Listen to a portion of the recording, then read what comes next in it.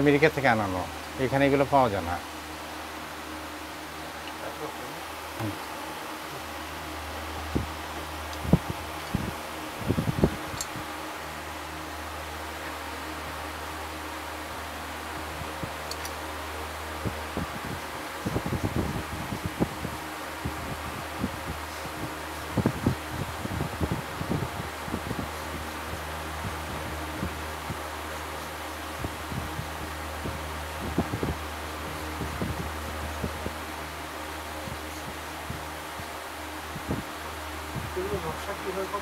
নকশা এগুলাই পুরোটা ব্যালেন্সের উপরে আর কি, হাতের ব্যালেন্স না। এই দেখেন, আমি দেখাচ্ছি আপনাকে, প্রত্যেকটা লাইন প্যারালাল, একটার সাথে আর একটা কোনো ইয়ে নাই, প্যারালাল লাইন। একটা এত নিখুঁত হাতে করা যায়, হ্যাঁ, এটার জন্য প্র্যাকটিস লাগে আর কি। যে প্রত্যেকটা প্যারালাল, একটার সাথে আর একটা কোনো, এটা হলো আপনার নিখুঁতটা হয় এই কারণে, এটা দুইটা লাইন আছে, এই লাইন ধরে করতে হয় আর কি।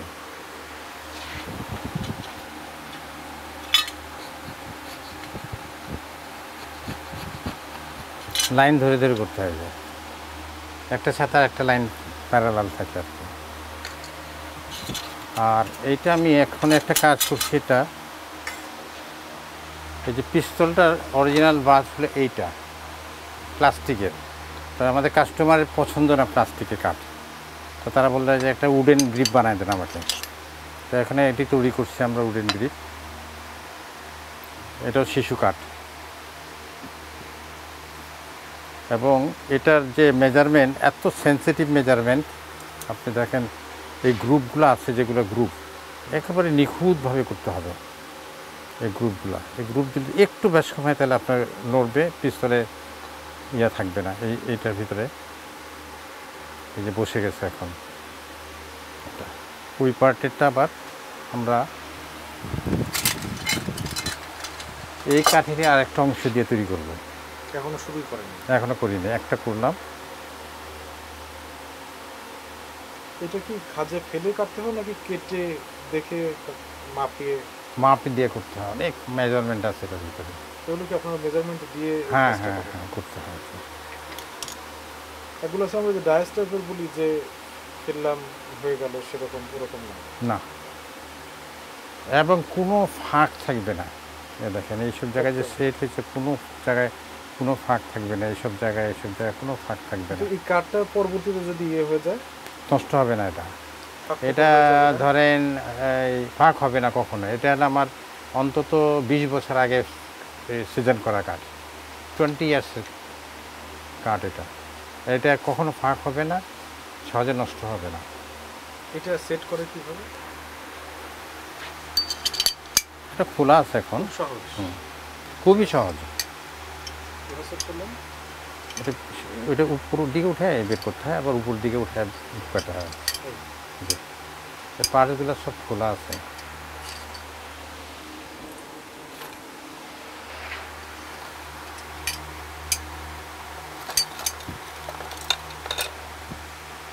এটা হলো স্প্রিং, সামনে থাকে যে টান দিলে পিছনে চলে যায়।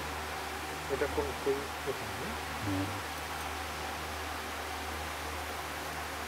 স্প্রিং কি আপনারা তৈরি করতে পারেন? হ্যাঁ, করা যায়।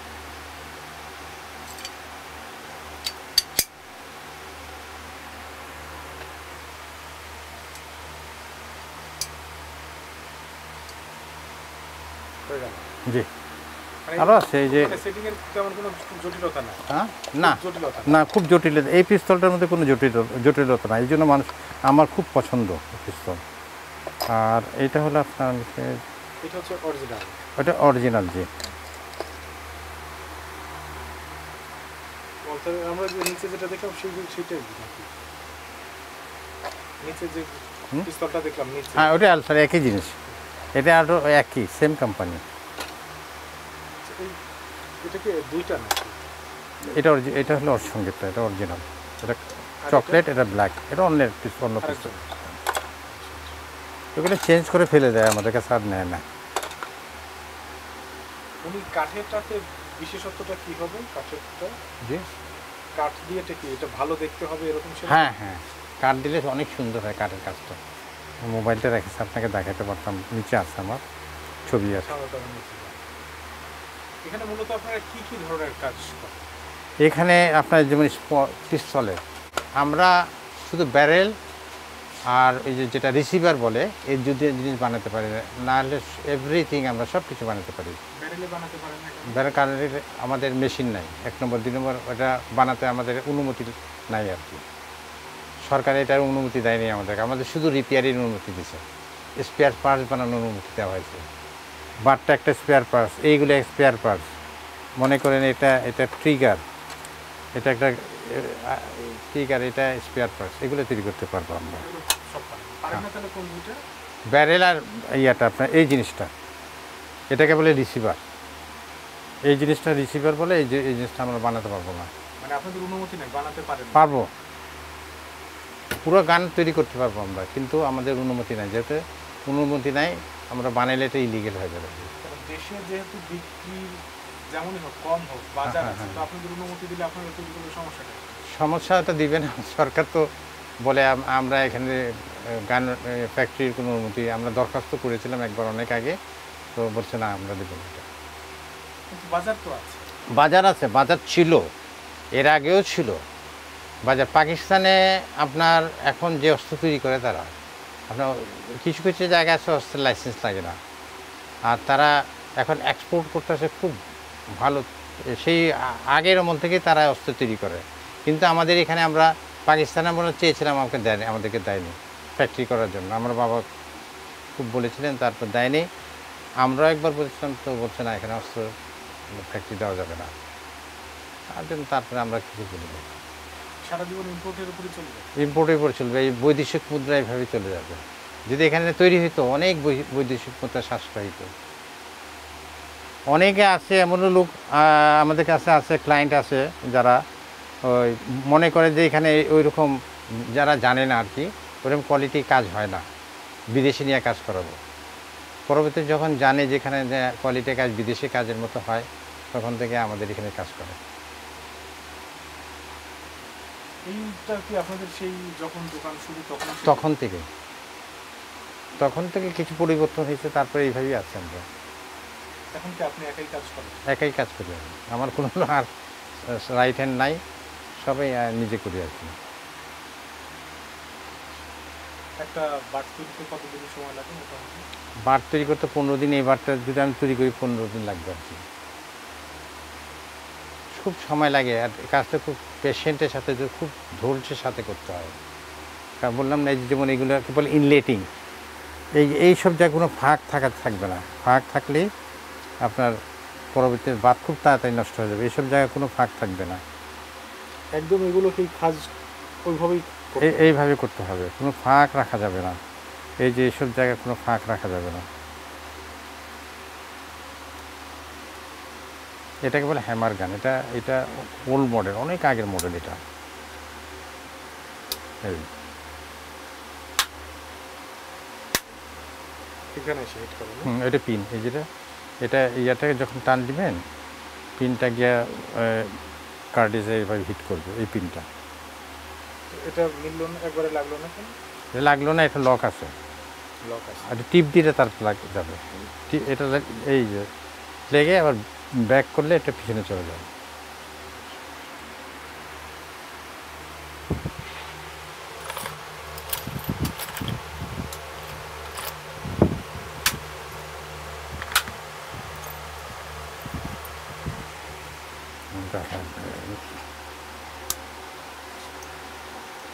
এখন মারেন উপরেটা ছিটকায় পড়ে গেছে। অনেক অনেক আপনার প্রেশার পড়ে, প্রেশার লাগে হিট কার্ডিজের যাতে গিয়ে আপনার প্রাইমারি গিয়ে হিট করতে অনেক প্রেশার লাগে।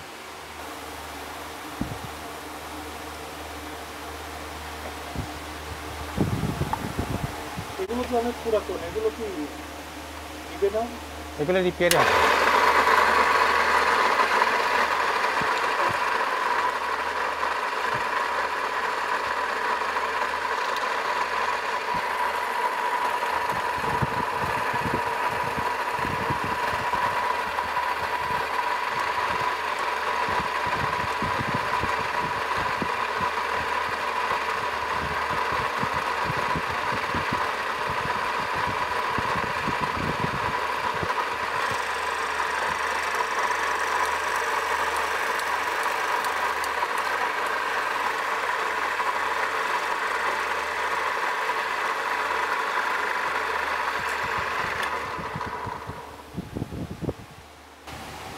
কত বছর আছে এই কাজের? আমি 50 50 বছর ধরে 50 বছর হচ্ছে। আমি যখন ম্যাট্রিক পাস করলাম 71-এ, বাংলাদেশে ফার্স্ট ব্যাচ আমরা আর কি।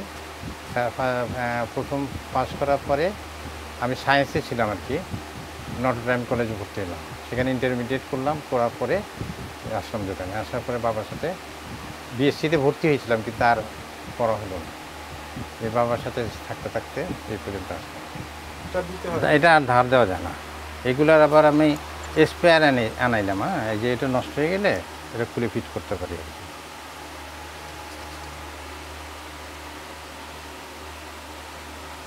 এটা বিভিন্ন জায়গায় কাজ করে। হ্যাঁ হ্যাঁ, এটা হলো ভার্নিয়ার সাইড ক্লিপার বলে এটাকে। এটাকে খুব নিখুঁত মাপ বের করা যাবে আপনাকে, মানে 1 মিলিমিটারকে 10 ভাগের 1 ভাগে করা যায়।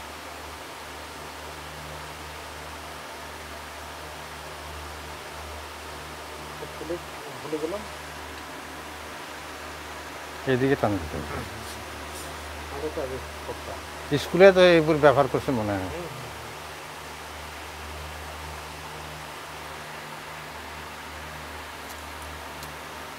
পরবর্তীতে এটা আমরা এইভাবে ফিট করে দিই, শোল্ডার করে দিই এভাবে।